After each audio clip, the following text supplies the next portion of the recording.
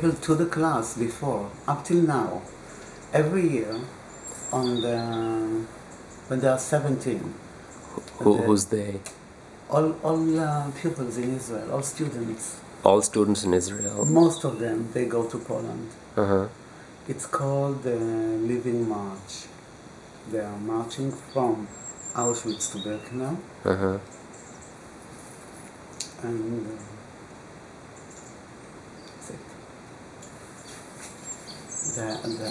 it's called the Living March.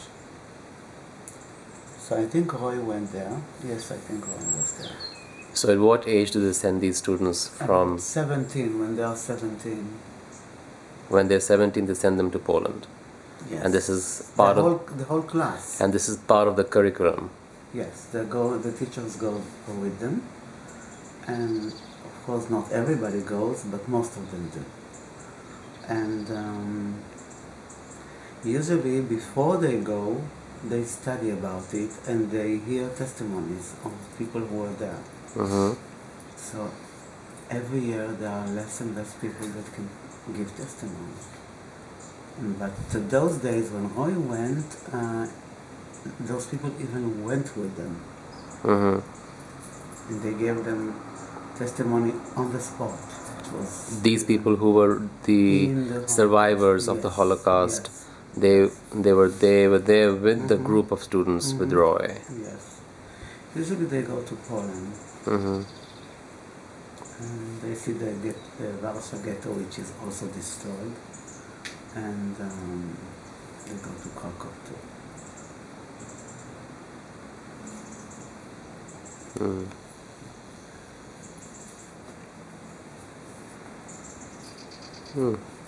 So no, you don't want to hear that. What? When Thomas came in October, he was landing at 2 o'clock in the morning. So I figured out nobody will be there at the airport. And when I came there, I think the whole schools of Israel came from Poland. Everybody was coming, and there were hundreds of them. And for each one of them, the whole family waited there. Because they know that the kid is going through a very emotional... they're returning from a very emotional experience. Yes, and they might be, sad. But it's not this way, because first of all, they are the third generation. Yeah. It's not like us. For them, it's just a trip. It's not just a trip, but and they are together. Usually they help each other, and so for each one of them, the whole family waited outside. So there were thousands of people there at the airport, and they start dancing and singing. Dancing and singing? Yeah, they sang the national.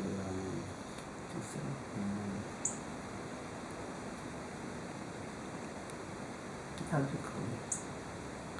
National anthem? Oh. Yes.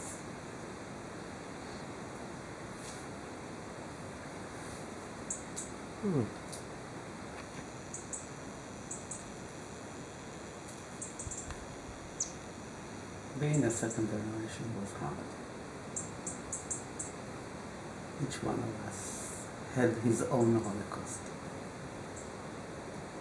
Because you lost somebody from the family?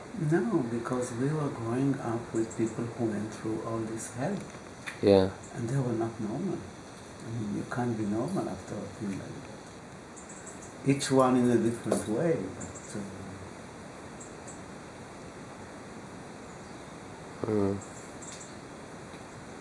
And they never talked. At the beginning, they were not allowed to talk. Nobody wanted to listen to them. Who were not allowed to talk? The survivors. Why? Because nobody wanted to listen. It was like a dark period in their life. And everybody was blaming them for not doing anything. You didn't, get out. You didn't do anything. You just went there and did what we were told. And nobody could understand. What were they supposed to do? Nothing, but it took years to understand it. But they never talked about it.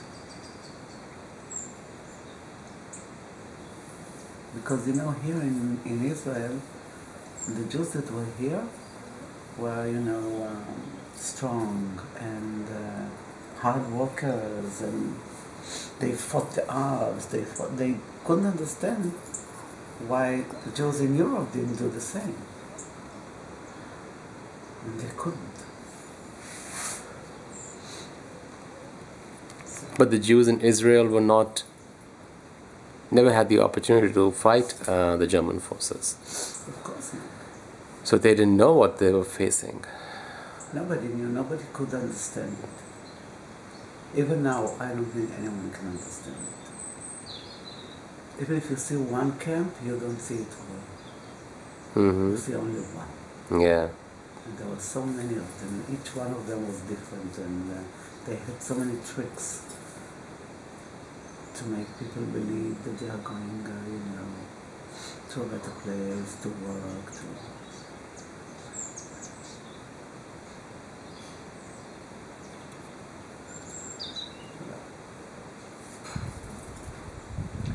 I think our food is coming.